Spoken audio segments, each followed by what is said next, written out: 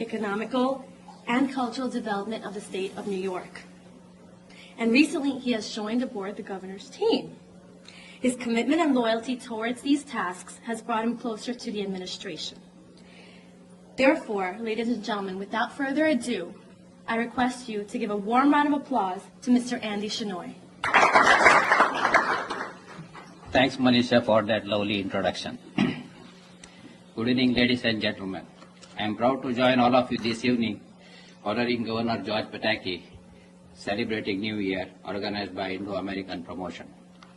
Let me take this opportunity to express my sincere thanks to Governor Pataki for having confidence in me, including me in the part of his administration.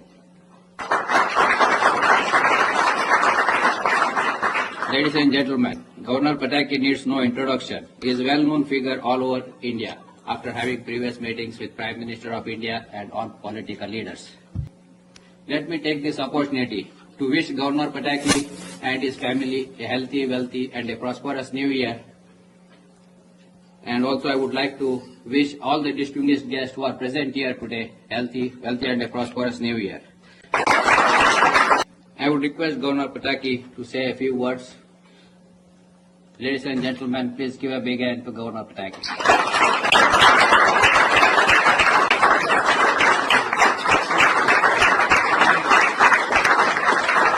Thank you, Andy. Thank you for your kind words, but more important, thank you for being such a great friend. And I am now in my 12th year as governor of the greatest state in America. What is most important are the people I've got to meet and the people I've gotten to befriend. And Andy, to you and your brothers and your family and the whole Shenoy family and the extended family here, thank you not just for being supporters, but for being friends for these many years. I appreciate it very, very much. I can't help but think of what Andy touched on, and that is India.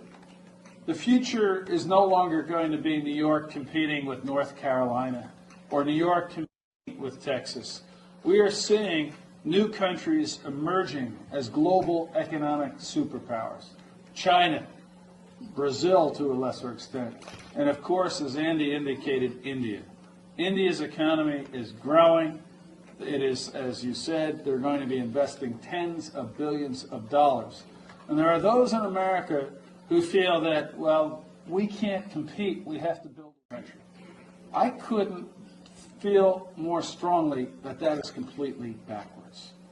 It is not against our interest to see India's economy grow. It is in our interest to see India's economy grow, because there's no reason why we can't, as Andy was saying, be producing the goods and the infrastructure and the supplies and the engineers and the technological support that will allow them to make those tens of billions of dollars of investments. And there's no reason why we can't have stronger economic ties between the people of New York and America and the people of India, so that their economic growth benefits us all. And I think Andy said something that some of you may not have quite caught, but is extremely important. India is the largest democracy in the world, and we should not be building walls or fearing the success of other democracies. We should be opening doors and encouraging the success and the growth of other democracies like India. And Andy's son got me this evening and said, "Governor, it's so good to see you again. How come we have to take so many tests?"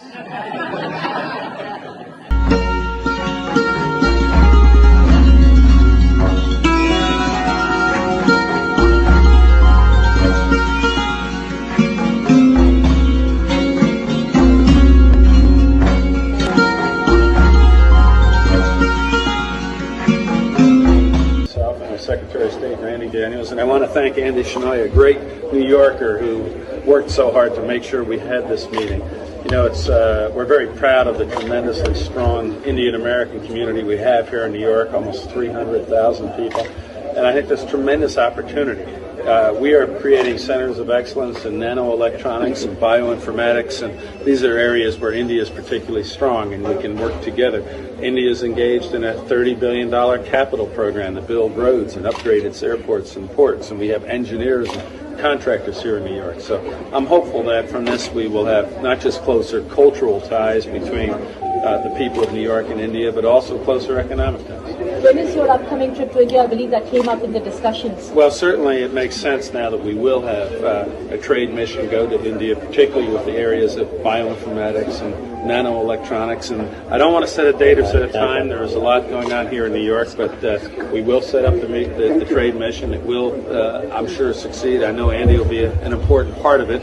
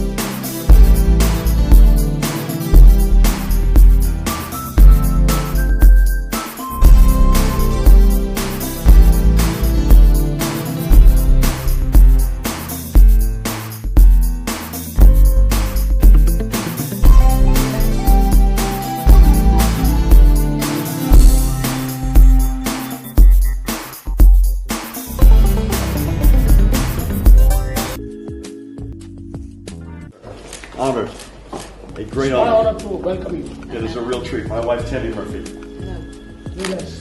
Thank you so much for having us. Thank you. My friend Andy here is. Right. Look at that. Thank you so much. South Law, from US Consulate, and our friend Andy Shenoy.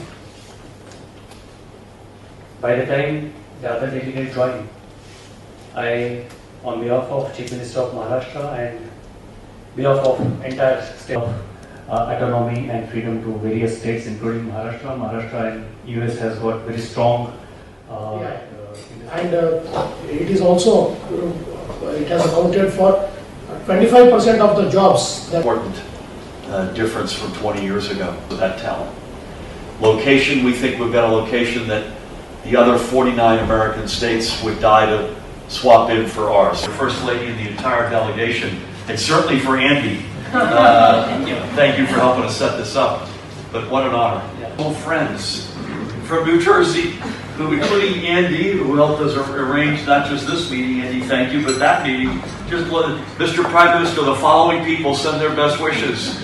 And he legitimately is close to these people.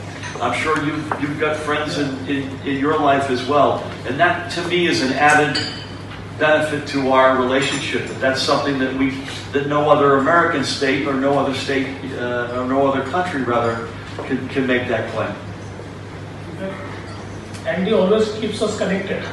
Yes. He is one person who religiously keeps us connected.